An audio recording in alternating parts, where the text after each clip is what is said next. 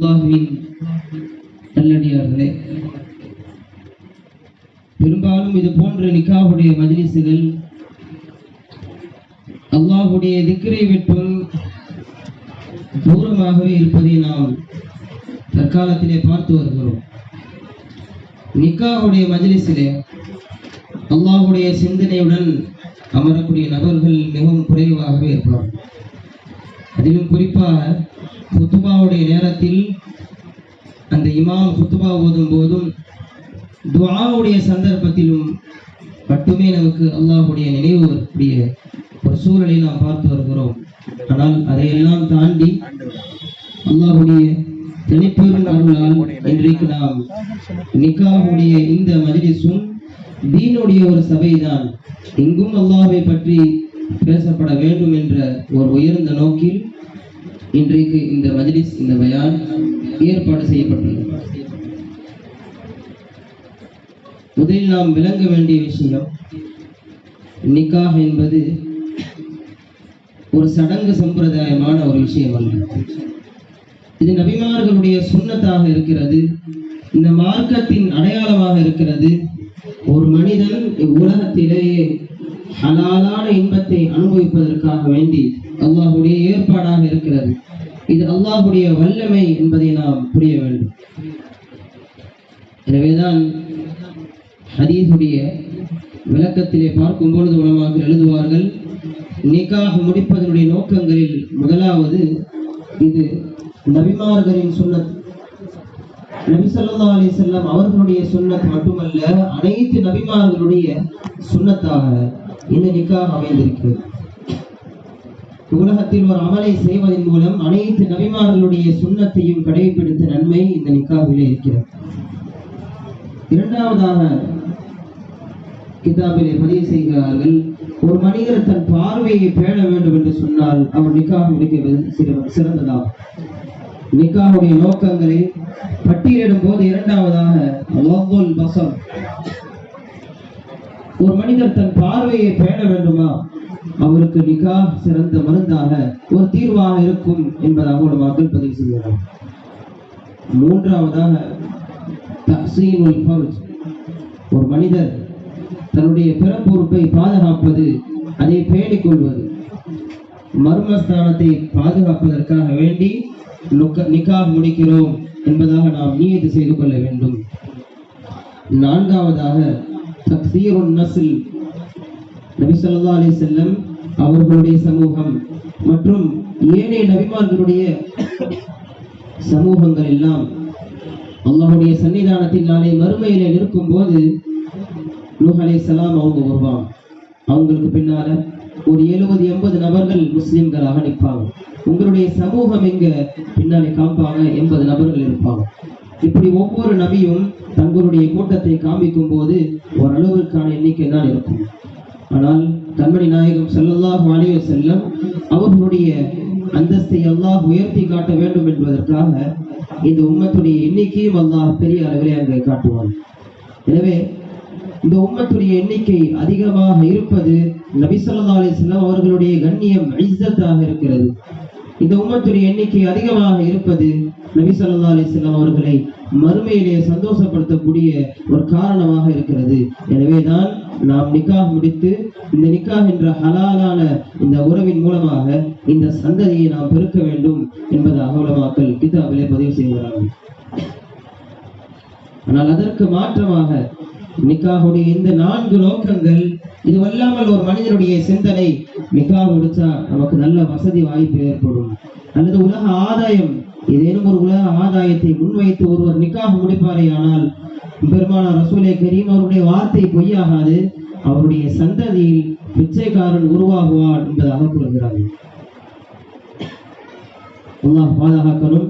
நபி ஸல்லல்லாஹு அலைஹி வஸல்லம் அவங்க சொன்ன ஹதீஸ், உலக ஆதாயத்தை முன்வைத்து எவர் நிக்காஹ் முடிப்பாரோ அவருடைய சந்ததியில் கண்டிப்பாக நிச்சயமாக வறியவன் உண்டாகுவான், மற்றவர்களிடத்திலே கையேந்தக்கூடிய ஒரு சூழல் ஏற்படும் என்பதாக சொல்லி காட்டுகிறார்கள். அல்லாஹ் நம்மளை பாதுகாக்க வேண்டும். எனவே நிக்காஹ் என்பது ஒரு அமல், நபிமார்களுடைய சுன்னத் என்பதை நம்முடைய உள்ளத்திலே பதிய வைத்து இதை செய்யும் போதும் நம்முடைய நியத்தையும் சரி செய்து இதை நாம் சரியாக நடத்த வேண்டும். குறிப்பாக நிக்காஹ்விலே பேணப்பட வேண்டிய விஷயங்களில் முதன்மையானது நம்முடைய நிக்காஹ் மிக எளிமையாக அமைய வேண்டும். சஹாபாக்கள் நபி ஸல்லல்லாஹு அலைஹி வஸல்லம் அவங்களுடைய காலத்துல எப்படி நிக்காஹ் செஞ்சாங்க, பல சம்பவங்கள் இருந்தாலும் இந்த ஒரு சம்பவமே மிகப்பெரிய ஒரு எடுத்துக்காட்டு. நபி ஸல்லல்லாஹு அலைஹி வஸல்லம் அவங்க ஒரு ஒட்டகத்துல பயணிச்சு போயிட்டு இருக்கிறாங்க. அதுல ஜாபிர் ரலியல்லாஹு அன்ஹு அவங்களும் ஒரு ஒட்டகத்துல பயணிச்சு வர்றாங்க. ஒரு நீண்ட சஃபர், ஒரு நீண்ட பயணத்துல நபி அவங்க கேட்கிற கேள்வியை கவனிக்கணும். அந்த ஸவ்வஜ்தயா ஜாபிர், ஜாபிரை நீங்க நிக்காஹ் முடிச்சிட்டீங்களா என்பதாக கேட்கிறாங்க. சஹாபாக்கள் நபி ஸல்லல்லாஹு அலைஹி வஸல்லம் அவங்களுக்கு தெரியாம நிக்காஹ் முடிக்கக்கூடிய பழக்கம் இருந்ததுனாலதான் நபி ஸல்லல்லாஹு அலைஹி வஸல்லம் அவங்க நீங்க நிக்காஹ் முடிச்சிட்டீங்களா என்பதாக கேட்கிறாங்க. அதுல ஜாபிர் ரலியல்லாஹு அன்ஹு சொன்னாங்க, அல்லாஹ்வின் தூதரே நான் நிக்காஹ் முடிச்சிட்டேன் என்பதாக சொல்றாங்க. கவனிக்க வேண்டிய விஷயம், அந்த காலத்தில் இருந்த பெரியார் யாரு? நபி அவங்களை விட உயர்ந்த நபர் சத்தியமாக கிடையவே கிடையாது. என்றாலும் நபிக்கு தெரியாம ஒரு நிக்காஹ் நடைபெறுகிறது என்று சொன்னால் பெரியார்களை அழைக்க வேண்டிய அவசியம் இல்லை என்பதாக இந்த ஹதீஸை வைத்து உலமாக்கள் நமக்கு ஆதாரம் காண்கிறார்கள். ஆனா இன்றைக்கு நிக்காஹ் நடத்த வேண்டும் என்று சொன்னால் ஒரு வருடத்திற்கு முன்பு அதற்கான தயாரிப்பு செய்வதே நெருக்கடி என்பதாக உணர்கிறார்கள். நிக்காஹ் சாதாரணமா ஒரு மாசத்துக்கு முன்னால முடிவு செஞ்சு நம்மளால இப்ப நடத்தி காட்ட முடியுமா? அவ்வளவு நெருக்கடி, ஒரு மிகப்பெரிய ஒரு பாரமாக, ஒரு பார தூரமான விஷயமாக நிக்காக இன்றைக்கு நாம் பார்க்கக்கூடிய ஒரு நெருக்கடியான சூழல் ஏற்பட்டுருச்சு. ஆனா நடத்தவே முடியாதா, இது போன்று எளிமையாக நடத்த முடியாதான்னு கேட்டா கண்டிப்பாக நடத்த முடியும். நடத்தியும் இருக்கிறார்கள். சஹாபாக்கள் அல்ல, நம்முடைய ஊர் மக்களே நடத்தியிருக்கிறாங்க. அது எப்ப பார்த்தோம்? குர்ஆனுடைய காலத்துல சாதாரணமா போன் பண்ணியோ அல்லது மெசேஜிலோ இந்த நிக்காவுடைய செய்தி வருது, நிக்கா நடக்க போதில்லை, நிக்கா நடந்துருச்சு, துவா செய்யுங்க என்பதாக. இவ்வளவு எளிமையா, இவ்வளவு சாதாரணமா நிக்கா நடத்த முடியுதா என்பதாக நமக்கே அந்த நேரத்தில் ஆச்சரியம் ஏற்பட்டுச்சு. இப்ப நிக்கா சாதாரணமாக எளிமையாக நடத்தக்கூடிய வாய்ப்பு மட்டுமல்ல, நடத்துவதற்கான எல்லா சூழல்கள் தோதுவாக இருந்தாலும் நம்முடைய உள்ளத்திலே நிக்கா என்றாலே அது ஒரு பெரிதாக எண்ணக்கூடிய ஒரு சூழல் இன்றைக்கு ஏற்பட்டிருக்கிறது. நாம் அதற்கு எடுத்துக்காட்டாக நம்முடைய நிக்காஹ் மஜ்லிஸ்களை மிக எளிமையாக அமைத்து காட்ட வேண்டும். இன்றைக்கு அல்லாஹ்வுடைய கிருபையில இந்த நிக்காஹுடைய அழைப்பு, அந்த இன்விடேஷனை பார்க்கும்போது நமக்கு பழைய இன்விடேஷனுடைய ஞாபகம் தான் வந்துச்சு. இன்னும் சொல்ல போனா என்னுடைய தாயார் சொன்னாங்க, இது போன்ற இன்விடேஷன் தான் என்னுடைய நிக்காஹ்ல செஞ்சாங்க என்பதாக சொன்னாங்க. இப்ப இன்விடேஷனே அவ்வளவு எளிமையாக இருந்துச்சு அல்லாஹ்வுடைய கிருபையில. இது போன்று நாம் நம்முடைய நிக்காஹுடைய மஜ்லிஸ்கள் எல்லாமே எளிமையாக அல்லாஹ்வுக்கு பிடித்த விதத்திலே அமைக்கக்கூடிய ஒரு வாய்ப்பு நம்ம ஏற்படுத்தும். எவ்வளவு எளிமையாக இருக்குமோ அந்த அளவுக்கு அல்லாஹ்வுடைய பொருத்தத்தை அடையக்கூடியவர்களாக நாம் இருப்போம். எவ்வளவு ஆடம்பரமாக இருக்குமோ அந்த அளவுக்கு அல்லாஹ்வுடைய கோபம் அங்கே இருக்கும். எத்தனையோ திருமணங்களை நாம் பார்க்கிறோம். உலகத்துல மிகப்பெரிய பணக்காரன் தன்னுடைய மகனுடைய திருமணத்தை ரொம்ப ஆடம்பரமாக நடத்துறான். பெரிய பெரிய நல்ல செலிபிரிட்டிஸ் எல்லாம் கூப்பிடுறாங்க. பெரிய நடிகர்கள், நல்ல மக்கள் மத்தியில பிரபல்யமாக இருக்கக்கூடிய நபர்கள் எல்லாம் அழைத்து மக்களுடைய பார்வை, மக்கள் அனைவருடைய கவனமும் அந்த நாள் அவருடைய திருமணம் நடக்க இருக்குது என்பதாக எல்லாருமே சமூக வலைதளங்கள்ல பார்க்கிறாங்க. அவருடைய திருமணம் எப்படி நடக்க இருக்குது? காரணம், பெரிய பெரிய செலிபிரிட்டிஸ் எல்லாம் வருகை தரக்கூடிய அளவுக்கு மிகப்பெரிய அளவுல ஒரு ஏற்பாடு. அந்த திருமணம் நடந்து முடிந்து அடுத்த நாள் கணவன் மனைவி மத்தியில பிரச்சனை, டிவோர்ஸுக்காக எழுதி நிற்கிறாங்க. என்ன பிரச்சனை?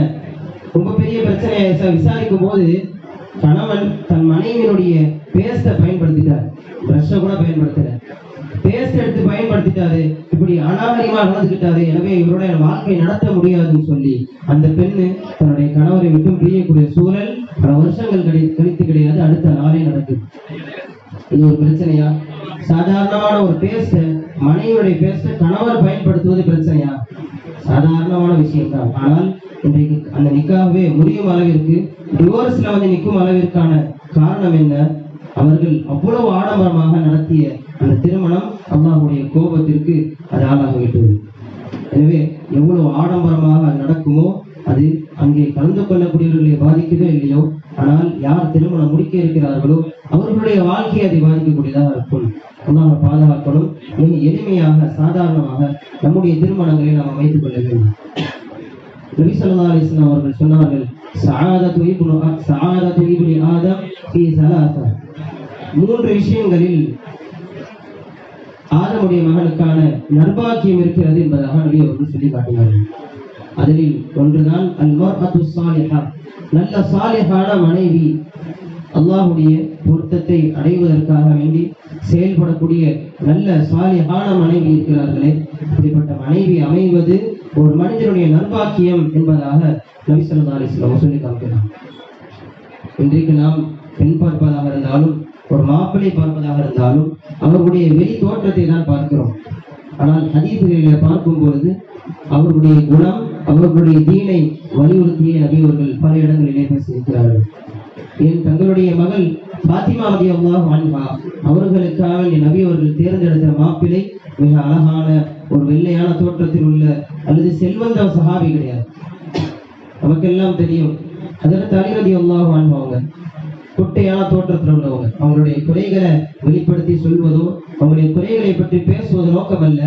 அவருடைய அழகிலே குறைகள் இருந்தாலும் நபி அவர்கள் தேர்ந்தெடுத்ததுடைய நம்ம நோக்கத்தை வழங்கணும்.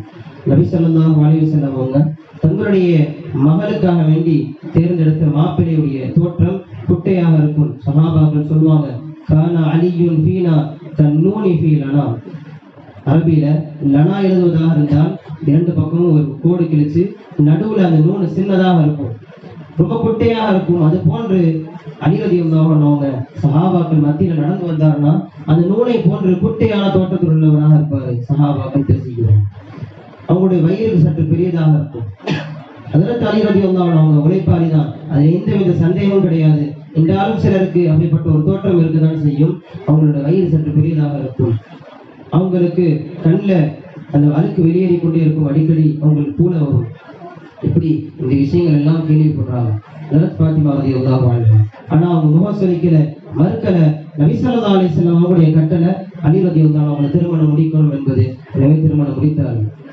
நபி ஸல்லல்லாஹு அலைஹி வஸல்லம் அவங்க செல்வந்த சஹாபி, அழகிய தோற்றத்தில் உள்ள ஒரு நபர் அப்துர் ரஹ்மான் இப்னு அவுஃப் ரலியல்லாஹு அன்ஹு அவர்களை தேர்ந்தெடுத்திருக்கலாம். ஆனால் அப்படி தேர்ந்தெடுக்கல. தீனிலும் அல்லாஹ்வுக்கு மிக நெருக்கமாகவும் இருக்கக்கூடிய ஒரு நபர் தான் தன்னுடைய மருமகனாக இருக்கணும் என்பதை முன்வைத்து நபி ஸல்லல்லாஹு அலைஹி வஸல்லம் அவர்கள் தீனுக்கு முக்கியத்துவம் கொடுத்து ஹஜ்ரத் அலி ரலியல்லாஹு அன்ஹு அவர்களை தேர்ந்தெடுத்தார். எனவே இன்றைய காலங்களில் நாம் அவர்களுடைய தோற்றங்கள் வெளிரங்க தோற்றத்தை முன்வைக்காமல் தீனை முன்வைத்து நாம் பெண் எடுப்பதாக இருந்தாலும் சரி, மாப்பிள்ளை எடுக்கக்கூடியவர்களாக இருந்தாலும் தீனை வைத்து நாம் பெண் மாப்பிள்ளை பார்க்கக்கூடியவர்களாக நாம் இருக்கணும். அதே போன்று ஒரு பெண் தீனுடைய பெற்றில்லாத பெண்ணாக இருக்கிறாள், அவருக்கு தீனுள்ள மாப்பிள்ளையை கல்யாணம் நிக்காஹ் செய்து முடிப்பது என்பது அவர்களுக்கு அவருடைய கையில மதிப்பில்லாத ஒரு பொருளை கொடுத்தது போன்று ஆகிவிடும். அந்த பெண்ணிற்கு அந்த மாப்பிள்ளையுடைய மதிப்பு தெரியாமல் ஆகிவிடும். எனவே மதிப்பு தெரிந்த நபர்களாக அவர்கள் ஆகணும். அப்படிப்பட்ட பொருத்தமான ஜோடிகளை அமைப்பதும் ஷரியத்தில் நமக்கு வலியுறுத்துகிறது.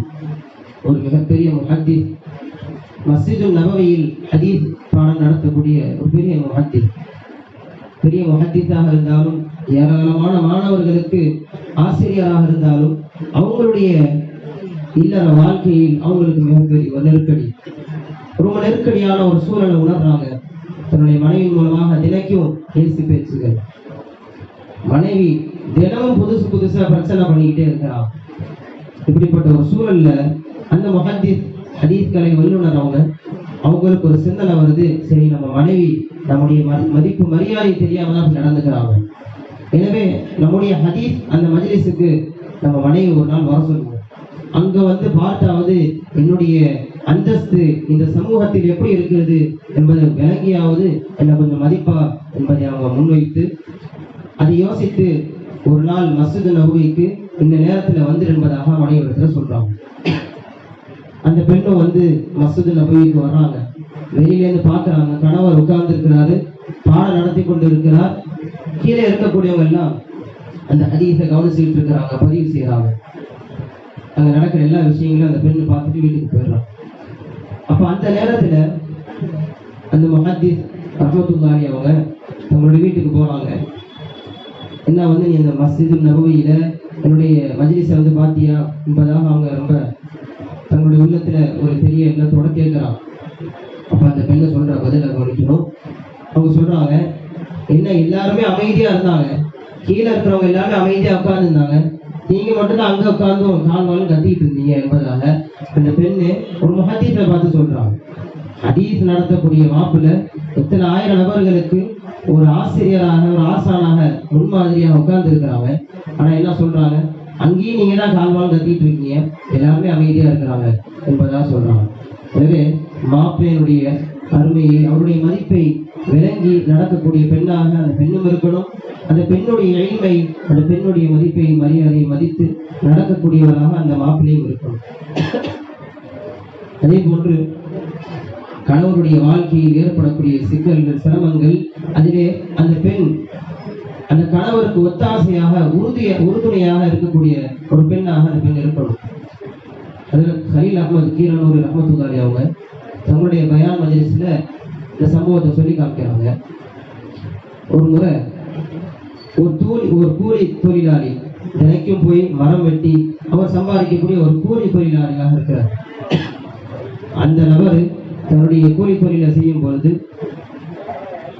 தினைக்கும் 5 ரூபாய் சம்பாதிப்பார். அந்த 5 ரூபாயில தன்னுடைய குடும்பத்துடைய செலவுகளையும் முடித்துவிட்டு 1 ரூபாய் அவர் சேமிச்சு வைப்பார். இப்படிப்பட்ட சூழல் தொடரும் போது ஒரு நாள் பேச்சு வருது. பக்கத்து வீட்டில் இருக்கக்கூடிய அந்த தம்பதிகள் ரொம்ப செல்வந்தர்களா இருக்கிறாங்க. ஆனா பக்கத்துல வீட்டுல இருக்கிற அந்த தம்பதிகள் மத்தியில சண்டை வந்துகிட்டே இருக்கும். தினைக்கும் சண்டை, ஏதாச்சும் ஒரு சண்டை சச்சரவு பிரச்சனை ஏற்பட்டு கொண்டே இருக்கும்.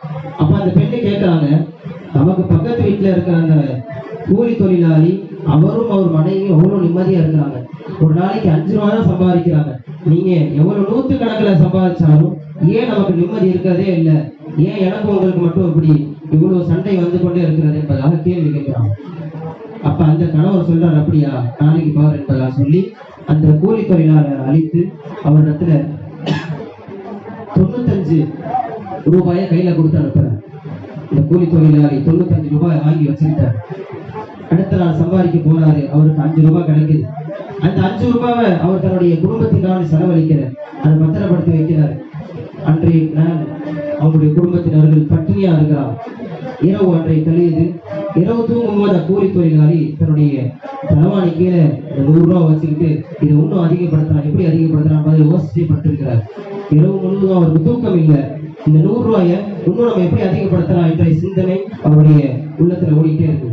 அடுத்த நாள் காலையில எழுந்ததும் அந்த பக்கத்து வீட்டுக்காரஇடத்துல போய், நாங்க குடிங்க, நீங்க கொடுத்த 95 ரூபாய் நீங்களே வச்சுங்க, கொடுங்க என்னுடைய நிம்மதியை. தினைக்கும் 5 ரூபாய் சம்பாதிச்சு கொண்டிருந்தேன், எனக்கு நல்லா நிம்மதியை கொடுத்திருந்தான். நீங்க 95 ரூபாய் கொடுத்தீங்க, அதை நான் சேமிச்சு வைக்கணும், அதை நான் பாதுகாக்கணும், அதை நான் அதிகப்படுத்தணும் என்ற சிந்தனை எனக்கு ஓடிட்டே இருந்துச்சு. குடும்பத்தினர் கூட நிம்மதியா இருக்க முடியல, தூக்கம் வரல, எனக்கு என்னுடைய நிம்மதியை திரும்பி கொடுங்க என்பதாக சொல்லி அந்த காசை கொடுத்து என்னுடைய நிம்மதியை வாங்கி வந்தார் என்பதாக ஹலீல் அஹ்மத் கீரனூர் ரஹ்மத்துல்லாஹி அடிக்கடி சொல்லுவாங்க. எனவே இன்றைய காலத்துல நல்ல மனசு என்பது அது மிகப்பெரிய செல்வமாக இருக்கு. கணவர் ஒரு மாசத்திற்கு 15,000 தான் சம்பாதிக்கிறார் என்பதாக இருந்தாலும் அந்த மனைவி தன்னுடைய கணவருக்கு தட்டி கொடுத்து சொல்லணும், கண்டிப்பாக அல்லாஹ் இதில் பரக்கத் செய்வான், நீங்க கவலைப்பட வேண்டாம். தன்னுடைய கணவருடைய செல்வத்தையும் தன்னுடைய கணவருடைய அந்த அமானிதமாக நடந்து கொள்ளக்கூடிய நல்ல மனைவியாக அந்த மனைவியும் இருக்கணும். அதே போன்ற கணவர் நபி ஸல்லல்லாஹு அலைஹி வஸல்லம் அவங்க எப்படி நடந்து கொண்டாங்களோ தங்களுடைய மனைவிமார்களுடன் அது போன்று நடக்கக்கூடியவராக இருக்கணும். அல்லாஹ் சுப்ஹானஹு வ தஆலா அப்படிப்பட்ட வாக்கியத்தை நம் அனைவருக்கும் தந்தல் புரிவானாக. அல்ஹம்துலில்லாஹி ரப்பில் ஆலமீன். அஸ்ஸலாமு அலைக்கும் வரஹ்மத்துல்லாஹி வபரகாத்துஹு.